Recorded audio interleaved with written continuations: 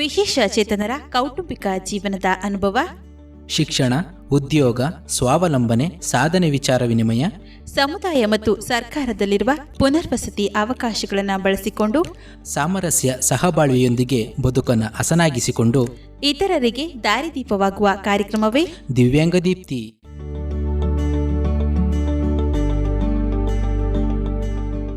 ಪ್ರೀತಿಯ ಜನಧ್ವನಿ ಕೇಳುಗರಿಗೆ ನಮಸ್ಕಾರ. ನಾನು ನಿಮ್ಮ ಬಾನುಲಿ ಗೆಳತಿ ಸ್ಫೂರ್ತಿ ಸರಗೂರು.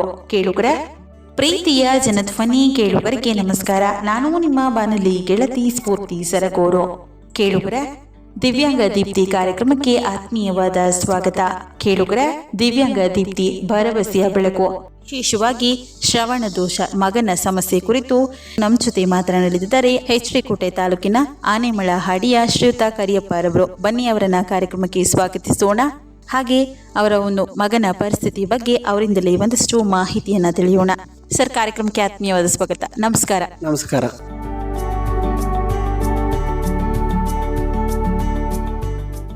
ನಮಸ್ಕಾರ. ಮೊದಲಿಗೆ ತುಂಬಾ ಖುಷಿ ಆಯಿತು. ಒಂದು ನಿಮ್ಮ ಮಗನ ಬೆಳವಣಿಗೆಯಲ್ಲಿ ನಿಮ್ಮನ್ನ ತೊಡಗಿಸ್ಕೊಂಡ್ರು, ತುಂಬಾ ಖುಷಿ ಆಯಿತು. ಮೊದಲಿಗೆ ನಿಮ್ಮ ಪರಿಚಯವನ್ನ ಮಾಡಿಕೊಡಿ, ಆನಂತರ ನಿಮ್ಮ ಮಗನ ಪರಿಚಯ ಮಾಡಿ. ನನ್ನ ಹೆಸರು ಕರಿಯಪ್ಪ ಅಂತ, ಆನೆಮಳ ಹಾಡಿ, ಎಚ್.ಡಿ. ಕೋಟೆ ತಾಲೂಕು, ಮೈಸೂರು ಜಿಲ್ಲೆ, ಡಿ.ವಿ. ಕುಪ್ಪೆ ಗ್ರಾಮ ಪಂಚಾಯಿತಿ. ನಾನು ಒಂದು ಆದಿವಾಸಿ, ಎರವ ಸಮುದಾಯ ಆದಿವಾಸಿ ಜನಗೆ ಸೇರಿದ್ದೀವಿ. ಬುಡಕಟ್ಟು ಜನಗೆ ಅಂತ ಹೇಳ್ತಾರೆ.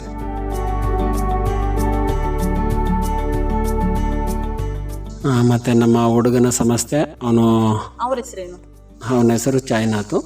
ಅವನಿಗೆ ಚಿಕ್ಕದರಿಂದ ಒಂದು 6-7 ತಿಂಗಳಿಂದ ನಮಗೆ ಗೊತ್ತಾಗಿದ್ದು, ಅವನಿಗೆ ಕಿವಿ ಕೇಳಿಸೋದಿಲ್ಲ ಅಂತ 6-7 ತಿಂಗಳಿಂದ ನಮಗೆ ಸ್ವಲ್ಪ ಗೊತ್ತಾಯಿತು. ಆಟ ಆಡ್ತಿರುವಾಗೆಲ್ಲ, ಮಕ್ಕಳ ಜೊತೆಲಿ ಆಟ ಆಡ್ತಿರುವಾಗೆಲ್ಲ ಅವನಿಗೆ ಸ್ವಲ್ಪ ಅವ್ರ ಜೊತೆಲಿ ಆಟ ಆಡೋಕ್ಕೇ ಇವನಿಗೆ ಬರೋಲ್ಲ. ಅವರ ಕೂಗಿದಾಗ ಇವನಿಗೆ ಕೇಳಿಸಲ್ಲ. ಒಂದು ಮನಸ್ಥಿತಿಯ ಒಂದು ಬದಲಾವಣೆ ಇತ್ತು. ಅದನ್ನು ನೋಡಿ ನಾವು ಇವನಿಗೆ ಕಿವಿ ಕೇಳಿಸಲ್ಲ ಅಂತ ಜ್ಞಾನ ಮಾಡಿ ಚಿಕಿತ್ಸೆಗೆ ಆಸ್ಪತ್ರೆಗೆ ಕರ್ಕೊಂಡೋಗಿದ್ದು.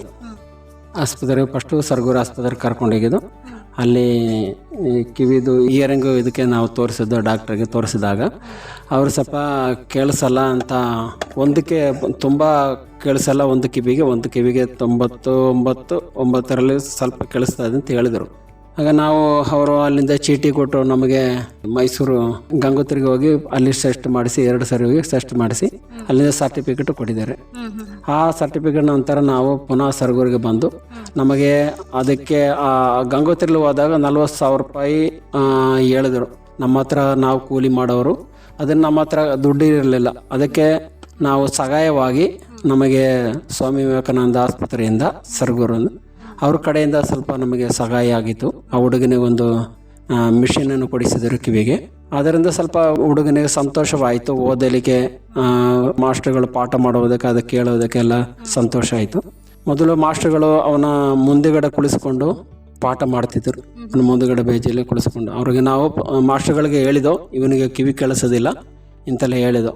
ಆಮೇಲೆ ಅವನಿಗೆ ಹೊಡಿಬಾರ್ದು ಇಂತೆಲ್ಲ ನಾವು ಹೇಳಿದೋ ಮಾಸ್ಟರ್ಗಳಿಗೆ. ಅವ್ರು ಹೇಳಿದ್ರೆ ನಾವು ಹೊಡಿಯಲ್ಲ, ಅವನಿಗೆ ಕಿವಿ ಕೇಳಿಸಲ್ಲ ಅಂತ ನಮಗೆ ಗೊತ್ತು. ಎಲ್ಲರೂ ಹೋಗಿ ನೀವು ಕಿವಿ ಕೇಳಿಸೋಕೆ ಏನಾದ್ರು ಮಿಷಿನ್ ಏನೋ ತಗೊಬರ್ಬೇಕು ಅಂತ ಎಲ್ಲ ಹೇಳಿದರು. ನಾವು ಮತ್ತೆ ಟ್ರೈಬಲು ಅವ್ರಿಗೆ ಹೇಳಿದ್ದೋ, ಈ ಥರ ನಮ್ಮ ಹುಡುಗಂದು ಪರಿಸ್ಥಿತಿ ಈ ಥರ ಇದೆ, ಅವನು ಹಾಸ್ಟೆಲಲ್ಲಿ ಓದ್ತಿರೋದು. ಟ್ರೈಬಲ್ ಸಂಬಂಧವಾಗಿ ನಾವು ಕೇಳಿದಾಗ ಅಧಿಕಾರಿಗಳು ಯಾವುದೇ ನಮಗೆ ಸಪೋರ್ಟ್ ಮಾಡಿಲ್ಲ. 2-3 ಸರಿ ಎಲ್ಲ ಹೋಗಿದ್ದೋ, ಅವ್ರ ಜೊತೆಗೆ ಅರ್ಜಿ ಎಲ್ಲ ಕೊಟ್ಟಿದ್ದೋ, ಯಾವ ಸಪೋರ್ಟ್ ನಮಗೆ ಮಾಡಿಲ್ಲ. ಮತ್ತು ನಮಗೆ ವಿವೇಕಾನಂದಲ್ಲಿ ನಮಗೆ ಸಪೋರ್ಟ್ ಮಾಡಿದ್ರು. ನಮ್ಮ ಬಂದು ಇಲ್ಲಿ ಆಡಿಗಳಿಗೆ ಬಂದು ನಮ್ಮ ಮನೆಗೆ ಬಂದು ಮಾಹಿತಿ ತಗೊಂಡು, ಹುಡುಗನ ಮಾಹಿತಿ ತಗೊಂಡು ಈ ಥರ ಒಂದು ಚಿಕಿತ್ಸೆ ಇದೆ ಬನ್ನಿ ಅಂತ ಕರೆದರು. ಆಗ ಒಂದು 4 ಸರಿ ಅಲ್ಲಿಗೆ ಹೋಗಿದ್ದೋ. ನಮ್ಮ ಹತ್ರ ಸ್ವಲ್ಪ ಹಣನೂ ಕೇಳಿದರು. ನಾವು ಅದರಲ್ಲಿ ಇಲ್ಲ, ಅಷ್ಟು ನಮಗೆ ಕೊಡೋಕ್ಕಾಗಲ್ಲ ಅಂತ ನಾವು ಹೇಳಿದೆವು. ಅಲ್ಲೇ ಕೌನ್ಸಿಲಿಂಗ್ ಮಾಡಿ ಸ್ವಲ್ಪ ಹಣನ ಕಡಿಮೆ ಮಾಡಿ ಕೊಟ್ಟರು. ಅಂತೂ 30-35 ರೂಪಾಯಿನೂ ಹೇಳಿದ್ರು ನಮಗೆ. ಅದರಿಂದ ಸ್ವಲ್ಪ ನಮ್ಮ ಹತ್ರ ಯಾವುದೂ ಇಲ್ಲ ಅಂತ ನಾವು ಕೂಲಿ ಕೆಲಸ ಮಾಡೋಣ ಅಂತ ಹೇಳಿ, ಅದನ್ನು ಕೂಲಿನೂ ಇಲ್ಲ ಇಲ್ಲಿ ಈ ಕಡೆ. ಆ ಥರ ಬರಗಾಲ ಆ ಸಮಯದಲ್ಲಿ, ಮಳೆ ಇಲ್ಲದ ಟೈಮಲ್ಲಿ ನಮಗೆ ಎಲ್ಲ ತುಂಬ ತೊಂದರೆ ಆಗಿತ್ತು. ಆ ಸಮಯದಲ್ಲಿ ಅವ್ರು ಸಪೋರ್ಟ್ ಮಾಡಿದ್ರು, ನಮಗೆ ಸಪೋರ್ಟ್ ಮಾಡಿ ಹುಡುಗನೇ ಕಿವಿಗೆ ಮಿಷಿನ್ ಎಲ್ಲ ಕೊಡಿಸಿದರು. ಆಮೇಲೆ ಹುಡುಗ ಚೆನ್ನಾಗಿ ಓದ್ತಿದ್ದ. ಮಕ್ಕಳ ಜೊತೆಲೆ ಮಾಸ್ಟರ್ಗಳು ಹೇಳುವ ಪಾಠಗಳನ್ನ ಕೇಳಿ ಅದನ್ನೆಲ್ಲ ಚೆನ್ನಾಗಿ ಬರೀತಿದ್ದ. ಮನೇಲಿ ಯಾರ್ಯಾರಿದ್ದೀರಿ ನೀವು? ನಾವು ಗಂಡ ಹೆಂಡತಿ ಇದ್ದೀವಿ, 2 ಮಕ್ಕಳು ಇದ್ದಾರೆ. ದೊಡ್ಡವನಿಗೆ ಚಾಯ್ನಾಥ್ ದೊಡ್ಡವನು, ಅವನಿಗೆ 14-15 ವರ್ಷ ಆಯ್ತದೆ. ಈಗ 8ನೇ ತರಗತಿ ಅವನು ಓದ್ತಾ ಇದ್ದಾನೆ. ಈ ವರ್ಷಕ್ಕೆ 8ನೇ ತರಗತಿ. ಮಕ್ಕಳೆಲ್ಲ ಚಿಕ್ಕವನ, ಅವನು ಹುಡುಗನ, ಅವನಿಗೆ 14-13 ವರ್ಷ. ಈ ಸಮಸ್ಯೆ ಇನ್ಯಾರಿಗಾರು ಇದೆಯಾ ಅಥವಾ ಛಾಯನಾಥ್ ಒಬ್ಬನಿಗಿನ? ಛಾಯನ ಇಲ್ಲಿ ನಾನು ಕಂಡು ಬಂದಾಗ ಒಬ್ಬನಿಗೆ ಮಾತ್ರ ಆ ಥರ ಕಾಣ್ತಿರೋದು. ಮತ್ತು ಅವನು ಕಿವಿ ಕೇಳಿಸಲ್ಲ, ಸ್ವಲ್ಪ ನಾಲಿಗೆನೂ ಸ್ವಲ್ಪ ಗೊಂದಲ ಇದೆ, ಸ್ವಲ್ಪ ಸಮಸ್ಯೆ ಇದೆ. ಅದು ಡಾಕ್ಟ್ರ್ ಹೇಳಿದ್ರು ಅದು ಸರಿಯಾಗುತ್ತದೆ, ಅವನಿಗೆ ಕಿವಿ ಕೇಳಿಸದ ವಿಷಯಕ್ಕೆ ಸ್ವಲ್ಪ ತೊಂದರೆ ಆಗುತ್ತದೆ ಅಂತ ಹೇಳಿದರು. ಅಂದರೆ ಅವನಿಗೆ ಡಾಕ್ಟ್ರು ಸಜೆಷನ್ ಮೂಲಕ ಅವನಿಗೆ ಮಾತ್ರ ಸಮಸ್ಯೆ ಇದೆ, ಯಾರಿಗೆ ರೀತಿ ಸಮಸ್ಯೆ ಇಲ್ಲ. ಈಗ ಮೊದಲು ಯಾವ ಥರ ಗೊತ್ತಾಯಿತು ಈ ಸಮಸ್ಯೆ ಇದೆ ಅಂತ ಛಾಯನಾಥ್ಗೆ ನಿಮಗೆ? ನಮಗೆ ಒಂದು 6-8 ತಿಂಗಳು ಒಳಗಡೆ ಗೊತ್ತಾಯ್ತದೆ. ಹೋಗುವಾಗ ಅವನು ಗೊತ್ತಾಯ್ತದಲ್ಲ, ಮಾತಾಡಿಸುವಾಗ ಮಕ್ಕಳನ್ನ ಗೊತ್ತಾಯ್ತದಲ್ಲ, ಆ ಟೈಮಿಗೆ ನಮಗೆ ಗೊತ್ತಾಯ್ತು ಈ ಥರ ಪರಿಸ್ಥಿತಿ ಅಂತ. ಆಮೇಲೆ ನಾವು ಅದಕ್ಕೆ ಕೇಳಿದ ಆಗ ಸಗಾಯಿ ಎಲ್ಲೊಂದು ನಮಗೆ ಸಿಕ್ಕಿಲ್ಲ. ಅವನು ಸ್ವಲ್ಪ ಮತ್ತೆ 6 ವರ್ಷ ಆದಮೇಲೆ ಅವನ ಸ್ಕೂಲಿಗೆ ಸೇರಿಸಿದಾಗ ಮಾತ್ರ ಆವತ್ತಿಂದ ಸ್ವಲ್ಪ ನಮಗೆ ಜಾಸ್ತಿ ಇದಾಯ್ತು. ಅವನು ಹೆಂಗಾರು ಓದಿಸ್ಬೇಕಲ್ಲ, ಏನು ಮಾಡವಂತ ನಮಗೆ ಒಂದು ಚಿಂತೆನೇ ಬಂತು.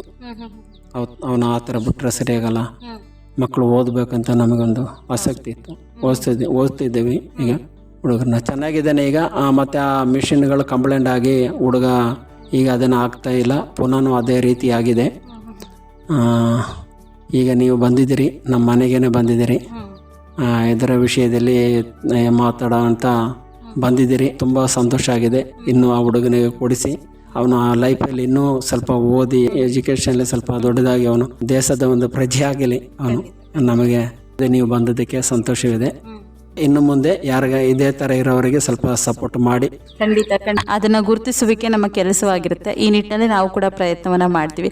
ಈಗ ನೀವು ಹೇಳಿದ್ರಿ ಅವನಿಗೆ 6 ತಿಂಗಳಾಗಿದ್ದಾಗಲೇ ಅವನಿಗೆ ಕಿವಿ ಕೇಳಿಸೋದಾಗಿರ್ಬೋದು. ಈಗ ಮಕ್ಕಳು ಅಂತಂದರೆ ಬೆಳವಣಿಗೆ ತುಂಬ ವೇಗವಾಗಿ ಸಾಗ್ತಾ ಇರುತ್ತೆ, ಇವನ ಬೆಳವಣಿಗೆ ಮಂದಗತಿಯಲ್ಲಿ ಸಾಗ್ತಿತ್ತು ಅಂತ. ತಕ್ಷಣಕ್ಕೆ ಯಾವ ಹಾಸ್ಪಿಟಲ್ಗೆ ಹೋದ್ರಿ, ಯಾವ ಥರ ಚಿಕಿತ್ಸೆಯನ್ನು ಕೊಡಿಸಿದ್ರಿ ನೀವು ಅವನಿಗೆ? ಸರ್ಗೂರಿಗೆ ನಾವು ಕರ್ಕೊಂಡೋಗಿದ್ದು. ಸರ್ಗೂರಿಗೆ ಕರ್ಕೊಂಡೋಗಿ ತೋರಿಸೋದು, 2 ಸಾರಿ ಕರ್ಕೊಂಡೋಗಿ ತೋರಿಸೋದು. ಆಮೇಲೆ ನಮ್ಮ ಹತ್ರ ಮಿಷಿನಿಗೆ ದುಡ್ಡು ಕೇಳಿದ್ರು ಫಸ್ಟು, ನಮ್ಮ ಹತ್ರ ಇತ್ತಿಲ್ಲ. ಆಗ ಗಂಗೋತ್ರಿ ಸರ್ಕಾರದಂತ ಗೊತ್ತಿಲ್ಲ, ನೀ ಪ್ರೈವೇಟ್ ಅಂತ ಗೊತ್ತಿಲ್ಲ, ಅಲ್ಲಿ ಕಳಿಸಿದರು, ಚೀಟಿ ಕೊಟ್ಟು ನಮಗೆ. ಅಲ್ಲಿ ಹೋಗಿ ಟೆಸ್ಟ್ ಮಾಡಿಸಿ ಬನ್ನಿ ಅಂತೆಲ್ಲ ಹೇಳಿದರು. ಆಗ ನಾವು ಅಲ್ಲಿಗೆ ಕರ್ಕೊಂಡೋಗಿದ್ದೆ. ನಾನು 2 ಸಾರಿ ಕರ್ಕೊಂಡೋಗಿ ರಿಪೋರ್ಟೆಲ್ಲ ಬಂದಿದ್ದೀನಿ. ಅಲ್ಲಿ ಯಾವ ಥರ ತರಬೇತಿ ಏನಾದ್ರು ಕೊಡ್ತಿದ್ರಾ? ಅಲ್ಲಿ ಕಿವಿಗಳಿಗೆ ಒಂದು ಮಿಷಿನ್ ಹಾಕಿ ಅವನು ಮಾತಾಡಿಸ್ತಿದ್ದಾರೆ. ಅವರು ಮೇಡಮ್ ಆ ಕಡೆ ನಿಂತ್ಕೊಂಡು ಅವನ ಒಂದೊಂದು ವಿಷಯ ಕೇಳ್ತಿದ್ರು. ಆಗ ಅವನಿಗೆ ಯಾವ ಕಿವಿಲಿ ಕೇಳಿಸ್ತದೆ, ಯಾವ ಕಿವಿಲಿ ಕೇಳಿಸಲ್ಲ, ಹಂಗೆ ಅವರು ಟೆಸ್ಟ್ ಮಾಡ್ತಾಯಿದ್ರು. ಒಂದೊಂದು ಕಿವಿಗೆ ಇದು ಕೊಟ್ಟು ಮಿಷಿನ್ ವರ್ಕ್ ಕೊಟ್ಟು ಕೇಳೋಕ್ಕೆ ಯಾವ ಕಿವಿಲಿ ಸ್ವಲ್ಪ ವರ್ಕೌಟ್ ಮಾಡ್ತದೆ, ಯಾವ ಕಿವಿ ಕೇಳಲ್ಲ ಅಂತ ಅಲ್ಲಿ ಟೆಸ್ಟ್ ಮಾಡಿದರು. ಎಷ್ಟು ದಿನ ಕರ್ಕೊಂಡು ಹೋದ್ರಿ ಆ ಥರ ಮೈಸೂರಿಗೆ ನೀವು? 2 ಸಾರಿ ಕರ್ಕೊಂಡೋಗಿದ್ದೀನಿ ಅವನು. 2 ಸಾರಿ. ಅಲ್ಲಿಂದ ಬಂದಮೇಲೆ ಏನಾದ್ರು ಮಾತ್ರೆ ಮೆಡಿಸಿನ್ ಅಥವಾ ಏನಾದ್ರು ಚಿಕಿತ್ಸೆ ಏನಾದ್ರು ಕೊಡ್ತಿದ್ರ ನೀವು ಮನೇಲಿ? ಇಲ್ಲ, ಯಾವುದೂ ಇಲ್ಲ. ಮಾತ್ರೆಗಿದ್ರೆ ಯಾವುದೂ ಇಲ್ಲ. ಯಾವುದೂ ಇಲ್ಲ. ಈ ತರ ಕಿವಿ ಸಮಸ್ಯೆ ಏನು ದೀರ್ಘಾವಧಿಯವರೆಗೂ ಇರುತ್ತೆ ಅಂತ ಏನಾರು ಹೇಳಿದ್ರ ಅವ್ರಿಗೂ? ಹೌದು, ಅವನಿಗೆ ಕಿವಿಗೆ ಹಾಕೊಳ್ಳದಿದ್ರೆ ತುಂಬ ತೊಂದರೆ ಆಯ್ತದೆ. ಇನ್ನು ಮುಂದೆ ಅವನ ಲೈಫೇ ಕಿವಿ ಕೇಳೋದಾಗ್ತದೆ. ಈಗ ಸ್ವಲ್ಪ ಕೇಳ್ತದೆ, ಅದಕ್ಕೆ ಮಿಷಿನ್ ಹಾಕಿಬೇಕಂತ ಹೇಳಿದರು. ಅದಕ್ಕೆ ನಾವು ಆ ಥರ ಹೋಗಿದ್ದೆ. ಈಗ ಅವನಿಗೆ ಲೈಫ್ ಲಾಂಗ್ ಕಿವಿ ಕೇಳಿಸೋ ಸಮಸ್ಯೆ ಕಾಡುತ್ತೆ ಅಂತ ಮೊದಲೇ ಗೊತ್ತಿತ್ತು. ಈ ನಿಟ್ಟಿನಲ್ಲಿ ಅವನಿಗೆ ಹೆಚ್ಚಿನ ಚಿಕಿತ್ಸೆ ಬೇಕಾಗಿತ್ತಾ ಅಥವಾ ಮಿಷಿನ್ ಕೊಡಿಸ್ಬಿಟ್ಟ ತಕ್ಷಣ ಅದರ ಆಪರೇಷನ್ ಏನಾದ್ರು ಮಾಡೋಕ್ಕಾಗ್ತಿರ್ಲಿಲ್ವಾ? ಕೇಳಿದ್ರೆ ಇದ್ರ ಬಗ್ಗೆ? ಕೇಳ್ದು, ಆಪರೇಷನ್ ಮಾಡೋಕ್ಕಾಗಲ್ಲ, ಕಿವಿಗೆ ಇದು ಮಿಷಿನ್ ಹಾಕಿಸಲೇಬೇಕು ಅಂತ ಹೇಳಿದರು.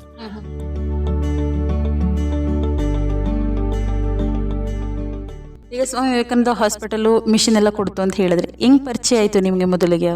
ನಮಗೆ ನಾವು ಒಂದು ಸಂಘದ ಮೂಲಕವಾಗಿ ನಮ್ಮ ಪರಿಚಯ ಆಯಿತು. ಇಲ್ಲಿ ಫಸ್ಟು ನಾವು ಸಂಘ ನಡೆಸಿದಾಗ ವಿವೇಕಾನಂದವರು ಬಂದು ಇಲ್ಲಿ ನಾನೇ ನಿಂತು ಅದಕ್ಕೆ ಸಪೋರ್ಟ್ ಮಾಡಿ ಮಹಿಳೆಯರನ್ನ ಸೇರಿಸಿ ಸಂಘ ನಡೆಸಿದ್ದು. ಆ ಸಂಘದ ಮೂಲಕವಾಗಿ ಅವರು ಬಂದು ನಮಗೆ ಅನೇಕ ಮಾಹಿತಿಗಳನ್ನು ತಿಳಿಸಿದರು. ಸ್ವಚ್ಛತೆ ಬಗ್ಗೆನೂ ಮತ್ತು ಆರೋಗ್ಯದ ಬಗ್ಗೆನೂ ಕುಡುಕತನದ ಬಗ್ಗೆನೂ ಎಲ್ಲ ನಮಗೆ ಮಾಹಿತಿಗಳನ್ನು ಕೊಟ್ಟು ಟ್ರೈನಿಂಗ್ ಮಾಡಿ ಮಾಹಿತಿಗಳನ್ನು ಕೊಟ್ಟಿದ್ದರು. ಆ ಪ್ರಕಾರವಾಗಿ ನಮ್ಮ ಜೀವಿತವೇ ಒಂದು ಬದಲಾವಣೆಗೆ ಒಂದು ಸಾಧ್ಯವಾಯಿತು ಅವರ ಟ್ರೈನಿಂಗಿನಿಂದ. ನಾವು ತುಂಬ ವರ್ಷದಿಂದ ಆ ಕಡೆ ನಾವು ಪರಿಚಯ ಆಗಿದೆ, ಎಲ್ಲ ಡಾಕ್ಟ್ರುಗಳನ್ನೆಲ್ಲ ಪರಿಚಯ ಇದೆ ನನಗೆ. ನಾನು ಅವ್ರ ಜೊತೆಲಿ ಮಧ್ಯೆ ಮಧ್ಯೆ ಹೋಗ್ತಾ ಇದ್ದೀನಿ, ಹೋಗಿ ಮಾತಾಡ್ತಿದ್ದೀನಿ. ಈಗಲೂ ಆ ಸಂಬಂಧ ನಾನು ಮರ್ತಿಲ್ಲ, ಬೆಳೆಸ್ಕೊಂಡಿದ್ದೀನಿ. ಅಂದರೆ ಸಂಸ್ಥೆ ಜೊತೆಗೆ ನಿರಂತರವಾಗಿ ಒಂದು ಒಡನಾಟವನ್ನು ಈಗಲೂ ಸಹ ಬೆಳೆಸ್ಕೊಂಡಿದ್ದೀರಿ. ಆ ನಂತರ ಈಗ ಸಂಸ್ಥೆ ನಿಮ್ಮ ಮಗನಿಗೆ ಒಂದು ಮಿಷಿನನ್ನು ಕೊಟ್ಟ ಮೇಲೆ ಅವನ ಪ್ರತಿಕ್ರಿಯೆ ಹೇಗಿತ್ತು? ತುಂಬ ಖುಷಿಯಾಗಿತ್ತಾ? ಅವನಿಗೆ ಸಂತೋಷವಾಗಿತ್ತು. ಅವನಿಗೆ ಮಿಷಿನ್ ಕೊಟ್ಟ ಮೇಲೆ ಸಂತೋಷ ಆಗಿತ್ತು. ಯಾವ ಥರ ಅಂತ ಹೇಳಿದ್ರೆ ಅವನಿಗೆ ಈ ಜನಗಳೆಲ್ಲ ಹೇಳೋದನ್ನು ಕೇಳುವಾಗ ಅವನಿಗೊಂಥರ ಖುಷಿ ಆಯಿತು. ಇಷ್ಟು ವರ್ಷ ನನಗೆ ಅದು ಕೇಳಿಸ್ತಿತ್ತಿಲ್ಲಲ್ಲ, ಒಂದು ಹಕ್ಕಿಗಳು ಆಡೋದನ್ನು ಕೂಗೋದನ್ನು ಕೇಳ್ತಿತ್ತಿಲ್ಲಲ್ಲ, ಅದು ಒಂದು ಸಂತೋಷ ಅವನಿಗಿತ್ತು. ಮತ್ತು ಈಗ ರೋಡಲ್ಲಿ ಹೋಗುವಾಗ ಗಾಡಿ ಬರ್ತಿರುವಾಗ ಅವನಿಗೆ ಕೇಳಿಸ್ತಿತ್ತಿಲ್ಲ. ಆಗಾಗ ರೋಡಲ್ಲಿ ಬಂದಾಗ ಸ್ವಲ್ಪ ಭಯ ಎಲ್ಲ ಇತ್ತು ಅವನಿಗೆ. ಈಗ ಆ ಭಯನೆಲ್ಲ ಇಲ್ಲ, ಚೆನ್ನಾಗಿದ್ದಾನೆ ಈಗ. ಇನ್ನೊಂದು ಮಿಷಿನ್ ಸ್ವಲ್ಪ ಕಂಪ್ಲೇಂಟ್ ಆಗಿದೆ, ಇನ್ನೊಂದು ಕೊಡಿಸಿದ್ರು. ಯಾವ ಥರ ಇತ್ತು ಅನಿಸ್ತೈತಿ? ಈಗ 6 ವರ್ಷದಿಂದ ಕೇಳಿಸಿರ್ಲಿಲ್ಲ, ಆಗ ಹೇಗೆ ನೋಡ್ಕೋತಿದ್ರಿ ಅವನ ಮನೇಲಿ ನೀವು? ಮನೇಲಿ ಅವನ ಎಲ್ಲದಕ್ಕೂ ಕೈಯಲ್ಲೇ ಹೇಳ್ಬೇಕಾಯ್ತು ಅವನಿಗೆ. ಜೋರಾಗಿ ಹೇಳ್ಬೇಕು, ಅಲ್ಲೇ ಕೈಯಲ್ಲೇ ಅವನಿಗೆ ತೋರಿಸ್ಬೇಕಾಯ್ತು ಎಲ್ಲಾನು. ಅಲ್ಲೂ ಜಗನ ಮುಖ ತೊಳಿಯಕೆಲ್ಲ ಅವನಿಗೆ ಕೈಯಲ್ಲೇ ತೋರಿಸ್ಬೇಕಾಯ್ತು. ಅಂದ್ರೆ ಸನ್ನೆ ಮುಖ ತೋರಿಸ್ತಿದ್ದೆ. ಹೇಗೆ ರೆಸ್ಪಾಂಡ್ ಮಾಡ್ತಿದ್ದ ಅದಕ್ಕೆ ಅವನು? ಅವನಿಗೆ ಆಮೇಲೆ ಗೊತ್ತಾಯ್ತು ನನಗೆ ಹೇಳೋದು ಕೇಳಲ್ಲ ಅಂತ ಅವನಿಗೆ ಗೊತ್ತಾಯ್ತು. ಆಮೇಲೆ ನಾವು ಹೇಳಿದ್ರೆ ಹೋಗಿ ಹಿಂಗೆ ಮುಟ್ಟಬೇಕಾಯ್ತು, ಅವನ್ನ ಮುಟ್ಟಿ ನಾವು ಮಾತಾಡಿಸ್ಬೇಕಾಯ್ತು. ಇತ್ತೀಚೆಗೆ ಹೇಗಿದೆ ಈಗ? ಅವ್ನು ಸ್ಕೂಲ್ಗೆ ಹೋಗ್ತಾ ಇದ್ದಾನ? ಸ್ಕೂಲ್ಗೆ ಹೋಗ್ತಿದ್ದಾನೆ. ಅಲ್ಲಿ ಯಾವ ಥರ ಪಾಠ ಕಲಿತಾನೆ? ಅಲ್ಲಿ ಈಗ ಕಿವಿಗೆ ಹಾಕೊಂಡ ಮೇಲೆ ಸ್ವಲ್ಪ ದೂರನೇ ಕುಳಿಸ್ತಾ ಇದ್ದಾರೆ. ಮತ್ತೆ ಪಾಠನ ಕೇಳ್ತಿದ್ದಾನೆ, ಬರಿತಿದ್ದಾನೆ, ಎಲ್ಲ ಚೆನ್ನಾಗಿದ್ದಾನೆ. ವಾಲಿಬಾಲ್ ಆಡೋಕ್ಕೆಲ್ಲ ಹೋಗ್ತಿದ್ದಾನೆ. ಎಲ್ಲಕ್ಕೂ ಈಗ ಮುಂದೆ ಇದ್ದಾನೆ ಅವನು. ಅಂದರೆ ಒಂದು ಸಮಸ್ಯೆ ಇರೋಂಥ ಹುಡುಗ ಇತ್ತೀಚಿನ ದಿನಗಳಲ್ಲಿ ಆ ಒಂದು ಮಿಷಿನನ್ನು ಧರಿಸ್ಕೊಂಡಾಗ ಇತ್ತೀಚೆಗೆ ಅವನು ಶೈಕ್ಷಣಿಕವಾಗಿ ಇರಬಹುದು, ಜೀವನ ರೂಪಿಸ್ಕೊಳ್ಳೋದ್ರಲ್ಲಿ ತುಂಬ ಉತ್ತಮವಾಗಿದ್ದಾನೆ, ತುಂಬ ಬದಲಾವಣೆ ಆಗಿದ್ದಾನೆ. ಈಗ ನೀವು ಮಾತಾಡ್ತಾ ಹೇಳಿದ್ರಿ ತುಂಬ ಚುರುಕಿದ್ದಾನೆ ಇವಾಗ ಅಂತ ಹೇಳಿದ್ರಿ. ಇತ್ತೀಚಿನ ದಿನಗಳಲ್ಲಿ ಅವನು ಮಿಷಿನ್ ಅಳವಡಿಕೆ ಇನ್ನೂ ಯಥೇಚ್ಛವಾಗಿ ಬೇಕಾಗಿದೆಯೇ? ಏನು ಬೇಕು? ಇನ್ನೂ ಅವನಿಗೆ ಬೇಕು. ಅದು ಇನ್ನೂ ಸ್ವಲ್ಪ ಜಾಸ್ತಿನೇ ಅವನಿಗೆ ಬೇಕಾಯ್ತದೆ. ಲೈಫ್ ಲಾಂಗ್ ಬೇಕಾಯ್ತದೆ ಅವನಿಗೆ. ಅದು ಎಷ್ಟು ವರ್ಷ ಅಂತಿದೆ ಆ ಮಿಷಿನಿಗೆ, ಅಷ್ಟು ವರ್ಷ ಆದಮೇಲೆ ಅದ್ರಲ್ಲಿ ಬದಲಾವಣೆ ಮಾಡಬೇಕಂತ ಹೇಳಿದರು. ನಮಗೆ ಬದಲಾವಣೆ ಮಾಡೋಕ್ಕಾಗಿಲ್ಲ. ಕೊಟ್ಟು ಎಷ್ಟು ವರ್ಷ ಆಯಿತು ಸರ್? 6 ವರ್ಷ ಆಗಿದೆ. 6 ವರ್ಷ. ಈಗ 6 ವರ್ಷದಿಂದ ಒಂದೇ ಮಿಷಿನನ್ನು 2 ಕಿವಿಗೆ ಬಳಸ್ತಾ ಇದ್ದೀರಾ? 2 ಕಿವಿಗೂ ಇದೆ. 2 ಕಿವಿಗೆ ಒಂದಕ್ಕೆ ಸ್ವಲ್ಪ ಕೇಳ್ತದೆ. ಅದರ ಜೋರಾಗಿ ಮಾತಾಡಬೇಕು, ಕೂಗಬೇಕು, ಜೋರಾಗಿ ಕೊಡಬೇಕು. ಆದರೆ ಹತ್ತಿರದಲ್ಲೇನು ಕೇಳಿಸಲ್ಲ ಅವನಿಗೆ. ನಾವು ನಿಧಾನ ಮೆಲ್ಲ ಹೇಳಿದ್ರೇನು ಕೇಳಲ್ಲ. ಈ ಥರ ಪರಿಸ್ಥಿತಿ ಇತ್ತು. ಸರ್, ಈಗ ಒಂದು ವಿಶೇಷ ಚೇತನ ಮಗು, ಅದರಲ್ಲೂ ಒಂದು ಕಿವಿ ಕೇಳಿಸ್ತಿರೋ ಮಗು ಇದೆ ಅಂತಂದರೆ ಸುತ್ತಮುತ್ತ ನೋಡೋ ಜನ ರೀತಿ ಒಂದು ದೃಷ್ಟಿಕೋನನೇ ವಿಭಿನ್ನವಾಗಿರುತ್ತೆ. ಈ ನಿಟ್ಟಿನಲ್ಲಿ ಯಾವುದಾದ್ರೂ ಸಾಮಾಜಿಕ ಸಮಸ್ಯೆಗಳಿದ್ರೆ ಅಥವಾ ಅವನಿಗೋಸ್ಕರ ಅವನು ಎದುರಿಸ್ತಾ ಇದ್ದಾನ ಅಥವಾ ನೀವೇನಾರು ಎದುರಿಸ್ತಾ ಇದ್ದೀರಾ? ಸುತ್ತಮುತ್ತವರು ರೇಗ್ ಮಾಡ್ತಾರೆ. ಯಾಕೆ ಅವನಿಗೆ ಕಿವಿ ಕೇಳೋದಿಲ್ಲ, ಅವ್ರಿಗೆ ಗೊತ್ತಿಲ್ಲ, ಆ ವಿಷಯ ಗೊತ್ತಿಲ್ಲ. ಅವ್ರಿಗೆ ಗೊತ್ತಿಲ್ಲದಕ್ಕೆ ಅವರು ಏನೋ ಮಾತಾಡ್ತಿದ್ರು. ಆಗ ನಾವು ಅವರಿಗೆ ಸುತ್ತಮುತ್ತವರಿಗೆ ನಾವು ಹೇಳಿದೆ ಈ ಥರ ಹುಡುಗನ ಪರಿಸ್ಥಿತಿ ಇದರ ಇದೆ ಅಂತ ಹೇಳಿದಾಗ ಅವರು ಸ್ವಲ್ಪ ಅವನ ಜೊತೆಲಿ ಸ್ವಲ್ಪ ನಿಧಾನವಾಗಿ ಮಾತುಕತೆ ಆಡೋದನ್ನು ಸ್ವಲ್ಪ ಜೋರಾಗಿ ಮಾತು ಹೇಳ್ತಿದ್ರು. ಅವನ ಜೊತೆಲಿ ಪ್ರೀತಿಯಿಂದ ಎಲ್ಲ ಮಾತಾಡ್ತಿದ್ರು ಅವನ ಜೊತೆ. ಸಾಮಾಜಿಕವಾಗಿ ಅವ್ರಿಗೆಲ್ಲ ಅರ್ಥ ಮಾಡಿಸಿದಾಗ ಅವ್ನ ಸಮಸ್ಯೆನ ಅರ್ಥ ಮಾಡ್ಕೊಂಡು ಸಪೋರ್ಟ್ ಮಾಡಕ್ ಸ್ಟಾರ್ಟ್ ಮಾಡಿದ್ರು. ಮನೇಲಿ ಯಾವ ಥರ ನೋಡ್ಕೋತಿದ್ರಿ ಅವನನ್ನ? ಅದೇ ಮನೇಲೆ ಎಲ್ಲ ಕೈಸನೇಲೆ ಮತ್ತೆ ಹತ್ರ ಹೋಗಿ ಮುಟ್ಟಬೇಕು. ಎಲ್ಲನೂ ಬಾತ್ರೂಮಿಗೆ ಹೋಗ್ಬೇಕಾದ್ರೆ ಮತ್ತೆ ಎಲ್ಲ ಕೆಲಸನೂ ಬಟ್ಟೆ ಬದಲಾವಣೆ ಮಾಡೋಕ್ಕೆ ಎಲ್ಲನೂ ನಾವು ಕೈಸನಲ್ಲೇ ಅವನಿಗೆ ತೋರಿಸ್ತಿದ್ದೆ ಜಾಸ್ತಿ. ಹತ್ತಿರದಲ್ಲಿ ಇದು ಕೇಳಿಸಲ್ಲ, ಸೌಂಡು ಬೇಕಾಯ್ತು. ಹತ್ತಿರ ಇದ್ದಾಗ ಸ್ವಲ್ಪ ಸೌಂಡಲ್ಲಿ ಮಾತಾಡಿದ್ರೆ ಹಂಗೆ ಗೊತ್ತಾಯ್ತಿತ್ತು ಅವನಿಗೆ. ಪೂರ್ಣವಾಗಾದರೆ ಅವನ ಕಿವಿಗೆ ಮಿಷಿನ್ ಕೊಡಿಸಲೇಬೇಕು ಅನ್ನೋ. ಮತ್ತೆ ಅವನಿಗೆ ಮಿಷಿನ್ ಅಗತ್ಯ ಇರೋದ್ರಿಂದ ಅವನಿಗೆ ಇನ್ನೂ ಹೆಚ್ಚಿನ ಮಟ್ಟದಲ್ಲಿ ಬೇಕಾಗಿರುತ್ತೆ ಅಂತ ಹೇಳ್ತೀರಿ. ಈಗ ಒಂದೇ ಮನೆಯಲ್ಲಿ 2 ಮಕ್ಕಳು ಅಂತ ಹೇಳಿದ್ರಿ. ಈ ಒಂದು ಸಮಸ್ಯೆ ಇರೋ ಮಗು ಮತ್ತು ಇನ್ನೊಂದು ಸಮಸ್ಯೆ ಇಲ್ದಿರೋ ಮಗು ಯಾವ ಥರ ವಿಭಿನ್ನವಾಗಿ ನೋಡ್ಕೊಂಡ್ರಿ ಸರ್ ನೀವು? ಯಾಕಂತಂದರೆ ಅಣ್ಣ ಕೇಳಿಸ್ತಾ ಇರಲಿಲ್ಲ, ತಮ್ಮಂಗೆ ಆ ಥರ, ಅವನು ಯಾವ ಥರ ಚುರುಕಾಗಿದ್ದ? ಅವನು ಅದೇ ಥರ. ಅವನು ತಮ್ಮ ಅಣ್ಣನ ಮಾತಾಡಿಸ್ಬೇಕಾದ್ರೆ ಹೋಗಿ ಮುಟ್ಟಿಂಗೆ ಮಾತಾಡ್ಸಿದ್ದ. ಬಾ, ಅವನು ಕೈ ಹಿಡಿದು ಕರ್ಕೊಂಡು ಹೋಗ್ತಿದ್ದ ಅಣ್ಣನ. ಈ ರೋಡಲ್ಲೆಲ್ಲ ಹೋಗುವಾಗ ಕೈ ಹಿಡಿದು ಕರ್ಕೊಂಡು ಹೋಗ್ತಿದ್ದ. ಯಾವ್ದಾರು ಶಬ್ದ ಕೇಳಿದ್ರೆ ಈ ಥರ ಈ ಕಡೆ ಸೌಂಡ್ ಆಯ್ತದೆ ಅಂತ ಅವನು ತಮ್ಮನಾದವನು ಅಣ್ಣನಿಗೆ ಹೇಳಿ ಅವನು ಕರ್ಕೊಂಡು ಹೋಗ್ತಿದ್ದ. ನೋಡಿ, ಅವನ್ನೆಲ್ಲ ಸಪೋರ್ಟ್ ಮಾಡ್ತಿದ್ದ. ಈಗ ಸ್ಕೂಲ್ಗಳಲ್ಲಿ ಆ ಥರ ಮುಂದೆ ಕೂತ್ಕೊಂಡು ಬೇಕಾದಾಗೆ ಅವನಿಗೆ ಮಾನಸಿಕವಾಗಿ ತುಂಬ ನೋವಾಗುತ್ತೆ. ಯಾಕಂತಂದರೆ ಅವನ ಆರೋಗ್ಯ ಪರಿಸ್ಥಿತಿ ನೆನೆಸ್ಕೊಂಡಾಗ ಅವನಿಗೆ ಅರಿವಾದಾಗ ಆ ಥರ ನೋವಾಗುತ್ತೆ. ಈ ನಿಟ್ಟಿನಲ್ಲಿ ನಿಮ್ಮ ಜೊತೆ ಏನಾದ್ರು ಹೇಳ್ಕೊತಿದ್ನ ಅವನು? ಹೇಳ್ತಿದ್ದಪ್ಪ. ನಾವು ಕೇಳ್ತಿದ್ದೆ ಸ್ಕೂಲ್ ಹೋಗಿ ಬಂದ ಮೇಲೆ, ಏನಪ್ಪ ಮಾಸ್ಟರ್ಗಳು ಇವತ್ತು ನಿಮಗೆ ಪಾಠ ಮಾಡಿದಾರೆ ಅಂತ ಕೇಳ್ತಿದ್ದವು. ಆಗ ಅವನು ಯಾವುದು ಗೊತ್ತಿಲ್ಲ, ಬೋರ್ಡಲ್ಲಿ ಬರೆಯೋದು ಮಾತ್ರ ನಾ ಬರ್ಕೋತಿದ್ದೀನಿ, ಬೇರೆ ಯಾವುದು ಗೊತ್ತಿಲ್ಲ ಅಂತ ಹೇಳ್ತದ. ಆ ಥರ ನಮಗೆ ಹೇಳದ. ಆವತ್ತಿಂದ ನಮಗೆ ಸ್ವಲ್ಪ ಮಾನಸಿಕವಾಗಿ ನೋವಾಯ್ತು. ಅಳ್ತಿದಾಗ ನೀವು ಯಾವ ಥರ ಅವನಿಗೆ ಧೈರ್ಯ ಹೇಳ್ತಿದ್ರಿ? ನಾವು ಹೇಳ್ದ, ನಾವು ನಮ್ಮ ಪರಿಸ್ಥಿತಿ ಈ ಥರ ಇದೆ, ದೇವರು ಒಂದು ಬೇಡ್ಕೊಳ್ಳೋಣ ಅಂತ ಹೇಳ್ದ. ನಾವು ನೀವೇನು ಕೆಲಸ ಮಾಡ್ತೀರಾ? ಕೂಲಿ ಮಾಡ್ತಿರೋದು. ಈಗ ಕೂಲಿ ಮಾಡಿ ಇಷ್ಟೆಲ್ಲ ಸಮಸ್ಯೆಗಳನ್ನ ಹೇಗೆ ಎದುರಿಸ್ತಾ ಇದ್ದೀರಾ ನೀವು ಒಬ್ಬ ಪೋಷಕರಾಗಿ? ನಮ್ಮ ಪರಿಸ್ಥಿತಿಯಲ್ಲಿ ನಾವು ಹೆಂಗೆ ಅದನ್ನು ಒಂದು 100 ರೂಪಾಯಿ ಸಿಕ್ಕಿದ್ರೆ ಒಂದು 10 ರೂಪಾಯಿ ನಾವು ಬೇರೆ ತೆಗೆದಿಡಬೇಕು, ಆ ಥರ ಒಂದು ಇದು ಕಲಿತು ಆ ಹುಡುಗನಿಗೆ ಬೇಕಾಗಿ ಆ ಥರನೂ ನಾನು ಮಾಡಿ ಒಂದು ದಿನ ಕೂಲಿ ಮಾಡಿದ್ರೆ ಒಂದು 100 ರೂಪಾಯಿ 50 ರೂಪಾಯಿ ಹಿಂಗೆ ಉಳಿಸಿ ಆ ಥರ ಅವನು ಆಸ್ಪತ್ರೆಗೆಲ್ಲ ಕರ್ಕೊಂಡು ಹೋಗ್ತಿದ್ದ.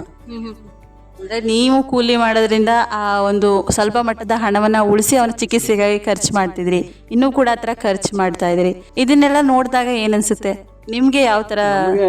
ನಮಗೆ ಸಂತೋಷನೇ ಅದೇ, ನಮ್ಮ ಮಗು ನಮಗೆ ಚೆನ್ನಾಗಿ ಇರಬೇಕಷ್ಟೇ. ನಾವು ಹಣ ದೊಡ್ಡದಲ್ಲ, ಅವನ ಆರೋಗ್ಯ ದೊಡ್ಡದು. ಆ ಥರ ನಾವು ಚಿಂತೆ ಮಾಡಿ ಅದನ್ನು ಸ್ವಲ್ಪ 10 ರೂಪಾಯಿ ಖರ್ಚು ಮಾಡೋದನ್ನು 5 ರೂಪಾಯಿ ಖರ್ಚು ಮಾಡಿ 5 ರೂಪಾಯಿನ ಉಳಿಸಿ ಅದರಲ್ಲೇ ಅವನಿಗೆ ಆಸ್ಪತ್ರೆಗೆ ಕರ್ಕೊಂಡೋಗಿದೆಲ್ಲ ನಾವು ಮಾಡಿದ್ದು. ಈಗ ಒಂದು ವಿಶೇಷ ಚೇತನ ಮಗು ಇದೆ ಅಂತಂದ್ರೆ ಆ ಮಗುನ ಕಡೆಗಣಿಸ್ಬಿಡ್ತಾರೆ, ಆ ಮಗುನ ಎಲ್ಲೂ ಆಚೆ ಕರ್ಕೊ ಬರಲ್ಲ. ಈ ನಿಟ್ಟಿನಲ್ಲಿ ನೀವು ಯಾವ ಥರ ಅವನ ನೋಡ್ಕೋತ? ಆ ಥರ ನೋಡಿಲ್ಲ ನಾವು. ಅವನ ಮುಂದೆ ತರಬೇಕಂತ ನಮಗೆ ಆಸೆ ಅಲ್ಲದೆ ಅವನ ಕಡೆಗಣಿಸಿಲ್ಲ. ಅವನು ಹಂಗೆ ಹಿಂಗೆ ಅವನು ಕೇಳೋದಿಲ್ಲ ಅಂತ ನಾವು ಆ ಥರ ಮಾಡಿಲ್ಲ. ನಮ್ಮ ಮಕ್ಕಳು ತಾನೆ, ಬೇರೆ ಯಾರದು ಅಲ್ಲ. ಅದಕ್ಕೆ ನಾವು ಆ ಥರ ಕಡೆಗಣಿಸಿಲ್ಲ. ಅವನ ಪ್ರೀತಿಯಿಂದ ನೋಡ್ಕೊತಿದ್ದ, ಹೊಡಿಯೋದಿಲ್ಲ. ಕೇಳಿದ್ರೆ ತಾನೆ ಅವನಿಗೆ ಕೇಳಲ್ಲ. ಅದರಿಂದ ನಾವು ಅವನು ಏನು ಮಾಡಿದ್ರು ನಾವು ಪ್ರೀತಿಯಿಂದ ನೋಡ್ತಿದ್ದು. ಅವನು ಯಾವ್ದ್ರಲ್ಲಿ ಆಸಕ್ತಿ ಇದೆ ಅವನಿಗೆ? ಅಂದ್ರೆ ಸ್ಪೋರ್ಟ್ಸ್ ವಿಚಾರದಲ್ಲಾಗಿರ್ಬೋದು, ಸ್ಪೋರ್ಟ್ಸ್ ವಿಚಾರದಲ್ಲಿ, ಓದೋ ವಿಷಯದಲ್ಲೂ ಹಂಗೆ ಇದೆ ಅವನಿಗೆ. ಈಗ ತೊದಲುವಿಕೆ ಸಮಸ್ಯೆ ಸ್ಟಾರ್ಟ್ ಆಗ್ತಿದೆ ಇತ್ತೀಚಿನ ದಿನಗಳಲ್ಲಿ ಅಂತ ಹೇಳಿದ್ರೆ, ಅದಕ್ಕೆ ಏನಾದ್ರು ಚಿಕಿತ್ಸೆ ಏನಾದ್ರು ಕೊಡಿಸ್ತಾ ಇದ್ದೀರಾ? ಇಲ್ಲ, ಯಾವುದೂ ಇಲ್ಲ. ಆಸ್ಪತ್ರೆ ಕರ್ಕೊಂಡು ಹೋಗಿಲ್ಲ ಅವನ್ನ? ಕರ್ಕೊಂಡು ಹೋಗಿದ್ದೀವಿ, ಡಾಕ್ಟರ್ ತೋರಿಸಿದ. ಅದಕ್ಕೆ ಸ್ವಲ್ಪ ಈಗ ಅದಕ್ಕೆ ಮಾಡೋಕ್ಕಾಗಲ್ಲ ಅಂತ ಹೇಳಿದರು. ಹುಡುಗನ ಮಾತಾಡೋಕ್ಕೆ ಇದು ಕೊಡಿಸಿದ ಮೇಲೆ, ಕಿವಿ ಕೊಡಿಸಿದ ಮೇಲೆ ಮಾತಾಡ್ಬೋದು ಒಂದು ಭವಿಷ್ಯ, ಮುಂದಿನ ದಿವಸಗಳಲ್ಲಿ ನೋಡೋವಂತ ಹೇಳಿದರು. ಅಂದ್ರೆ ಸ್ವಲ್ಪ ಬದಲಾವಣೆ ಆಗಿದೆ ಈಗ, ಮಾತಲ್ಲಿ ಸ್ವಲ್ಪ ಬದಲಾವಣೆ ಆಗಿದೆ. ಈಗ ಕಿವಿಗೆ ಸಂಬಂಧಪಟ್ಟಂತೆ ಏನಾದ್ರು ಥೆರಪಿ ತಗೊಳಕ್ಕೆ ಇಷ್ಟಪಡ್ತೀರಾ ಅವನಿಗೆ ನೀವು? ಈಗ ಸ್ಪೀಚ್ ಥೆರಪಿ ಆಗಿರ್ಬೋದು, ಲಿಸನಿಂಗ್ ಥೆರಪಿ ಆಗಿರ್ಬೋದು, ಯಾವ್ದಾರು ತಗೊಳಕ್ಕೆ ಇಷ್ಟಪಡ್ತೀರಾ? ಅವನಿಗೆ ಅದು ಅನುಕೂಲವಾದರೆ ನಾವು ಅದು ತಗೊಳ್ಳೇಬೇಕು. ಹೌದು. ಸರ್ಕಾರದಿಂದ ಏನೋ ಸೌಲಭ್ಯ ಬರ್ತಿಲ್ಲ? ಇಲ್ಲ, ಯಾವುದೂ ಇಲ್ಲ. ಅವನಿಗೆ ನಾವು ಅರ್ಜಿ ಕೊಟ್ಟಿದ್ದೋ, ಸರ್ಕಾರದಿಂದ ಯಾವುದೂ ಆಗಿಲ್ಲ ಅವನಿಗೆ. ಅಂದರೆ 14 ವರ್ಷದಿಂದ ಯಾವುದೇ ರೀತಿ ಸರ್ಕಾರದಿಂದ ಸೌಲಭ್ಯ ಬರ್ತಿಲ್ಲ. ಆ ಮಗುವಿನ ಭವಿಷ್ಯವನ್ನು ನೀವೇ ಸುಧಾರಿಸ್ಕೋತಿದ್ದೀರಿ. ಮತ್ತೆ ವಿವೇಕಾನಂದ ಅವರು ಮಾತ್ರ ಸ್ವಲ್ಪ ಹುಡುಗನ ವಿಷಯದಲ್ಲಿ ಹೆಚ್ಚಾಗಿ ನೋಡ್ತಾ ಇದ್ದಾರೆ. ಅವರ ವಿಷಯದಲ್ಲಿ ಎಲ್ಲ ಸಪೋರ್ಟ್ ಮಾಡಿದ್ದಾರೆ. ಇನ್ನು ಮುಂದೆನೂ ಕೂಡ ಅವನಿಗೆ ಸಪೋರ್ಟ್ ಮಾಡಬೇಕು. ಅಂದರೆ ಸಂಸ್ಥೆಯಲ್ಲಿ ಯಾವ ಥರ ಸಹಾಯವನ್ನು ಬಯಸ್ತಾ ಇದ್ದೀರಾ? ಅಂದರೆ ಈ ಕಿವಿಗೆ ಸಂಬಂಧಪಟ್ಟಂತೆ ಮಿಷಿನ್ ಮಾತ್ರನಾ ಅಥವಾ ಆರೋಗ್ಯ ಸಂಬಂಧವಾಗಿ ಎಲ್ಲ? ಈಗ ಇಲ್ಲಿ ಎಷ್ಟೋ ಜನಗಳಿಗೆ ಆಸ್ಪತ್ರೆಗೆ ಹೋಗೋಕ್ಕೆ ಕಾಸಿಲ್ಲ, ಕೂಲಿ ಕೆಲಸ ಮಾಡ್ತಿದ್ದಾರಲ್ಲ, ಅವ್ರಿಗೆ ಈಗ ಆಂಬುಲೆನ್ಸ್ ಬರ್ತದೆ, ಫ್ರೀಯಾಗಿ ಸ್ವಲ್ಪ ಔಷಧಿಗಳೆಲ್ಲ ಕೊಡ್ತಾರೆ. ಆರೋಗ್ಯ ಸಮಸ್ಯೆಯಾಗಿ ನೋಡಿದ್ರೆ ಒಳ್ಳೆಯದು. ನಮ್ಮ ಸರಗೂರು ವಿವೇಕಾನಂದ ಸಂಸ್ಥೆಯಿಂದ ಎಲ್ಲ ಥರದ ಆರೋಗ್ಯ ಸಮಸ್ಯೆ ಎಲ್ಲ ಸ್ವಲ್ಪ ನೋಡಿದ್ರೆ ಒಳ್ಳೆಯದು. ಒಂದು ಆಪ್ರೇಷನು, ಬೇರೆ ಥರ ಒಂದು ಸ್ವಲ್ಪ ಸಣ್ಣ ಸಹಾಯ ಮಾಡಿದ್ರೆ ತುಂಬ ಅನುಕೂಲವಾಗ್ತದೆ ನಮ್ಮಂಥವ್ರಿಗೆ.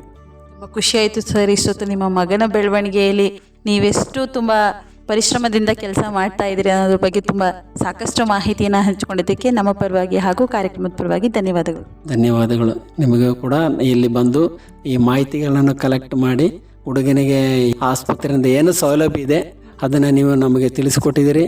ನಿಮಗೆ ತುಂಬ ಧನ್ಯವಾದಗಳು. Thank you sir. Thank you.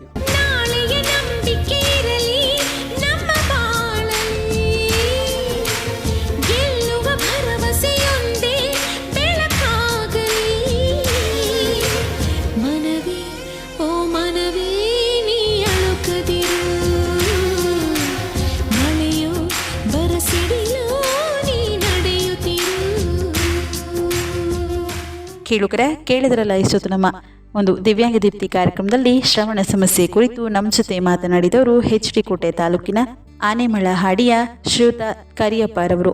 ಇಲ್ಲಿಗೆ ಒಂದು ದಿವ್ಯಾಂಗ ದೀಪ್ತಿ ಕಾರ್ಯಕ್ರಮವನ್ನು ಮುಕ್ತಾಯ ಮಾಡೋಣ. ಮುಂದಿನ ಸಂಚಿಕೆಯಲ್ಲಿ ಮತ್ತೊಂದು ದಿವ್ಯಾಂಗ ದೀಪ್ತಿ ಕಾರ್ಯಕ್ರಮದಲ್ಲಿ ಮತ್ತೆ ಭೇಟಿಯಾಗೋಣ ಅಂತ ಹೇಳ್ತಾ ಅಲ್ಲಿಯವರೆಗೂ ಕೇಳ್ತಾ ಇರಿ ಜನಧ್ವನಿ. ಇದು ನಿಮ್ಮ ಧ್ವನಿ, ನಿಮ್ಮ ಊರಿನ ಧ್ವನಿ, ಜನಧ್ವನಿ. ನಮಸ್ಕಾರ.